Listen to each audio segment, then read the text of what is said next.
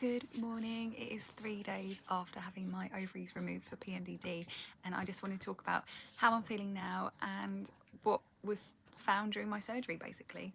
So mentally, like, I know it's only 3 days in. Mentally, I feel so good. I feel so empowered and I feel so strong. I can't believe I've done this. I've not felt sad or anxious or anything like that, but obviously I am living in a bubble at the moment where I'm just being looked after. I'm at home. Do you know what I mean? There's no pressures from life, so that could, affect it. Apologies, had a second dog walk into the room. Come here then, good boy. Physically, I've still got like trapped air in me. I can feel it in my like collarbones and shoulders. My belly hurts when the painkillers run out from where I've had my incisions. I'm finding like when I go for a wee it hurts, but not like infection pain, just I've had surgery and my bladder hurts sort of pain.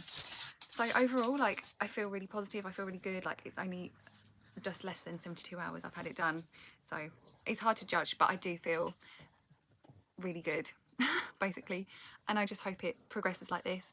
I'm not on HRT, but I have been prescribed estrogen patches as a backup should my mood change or anything. There is a backup. I've got a review with my consultant in 4 to 6 weeks. It hasn't been booked yet, but yeah, I just feel really tired, I suppose. Just quite exhausted, but again, that isn't unusual for me with all my other ailments going on. So I think positive, it's all positive so far. I'm not trying to be this sort of, what do they call it, fake positivity, where they're just trying to promote the good stuff. I'm not.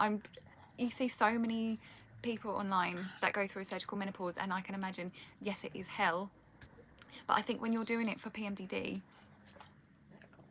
it's not as bad potentially because you are living in a certain hell already.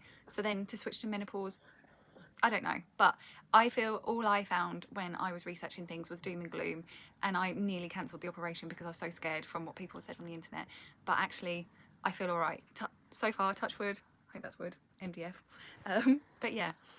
So as for this surgery, I also went in with endometriosis type symptoms. I've been diagnosed with endometriosis before and had it removed back in 2021.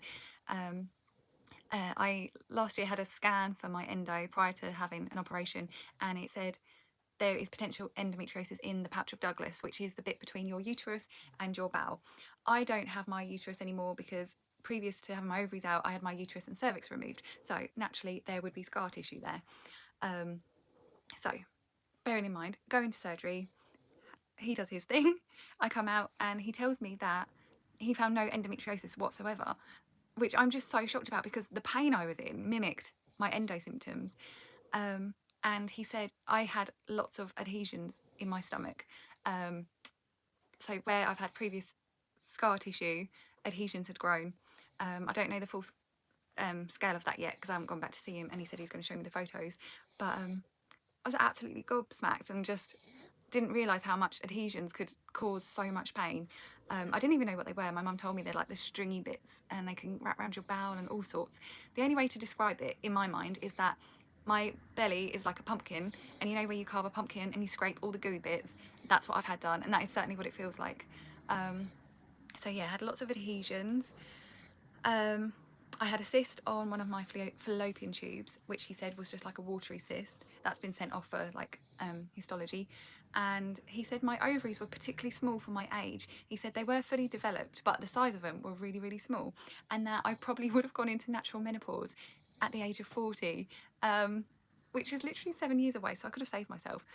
I couldn't have waited, honestly, to go into menopause. But yeah, it's just funny that like I'm having so many issues from my ovaries, and they were so, yeah, it's wild. But I think that's all the news I have. I was in the hospital for one night. I came home after lunchtime, but yeah, overall I feel really positive. I just feel a bit groggy and tired, but I think that's normal. I'm not having any major menopausal symptoms. The first night I came home, I woke up like drenched in sweat, but again, I went into this surgery having night sweats, and it is like 29 degrees here in cold England. Oh, I just said where I live, in England at the moment, and yeah, so who knows? But fingers crossed. I will update you in like a couple of days or a week time, so if you are thinking about having your ovaries removed, you can get a picture of what it might be like, because I do feel like there is a lot of doom and gloom.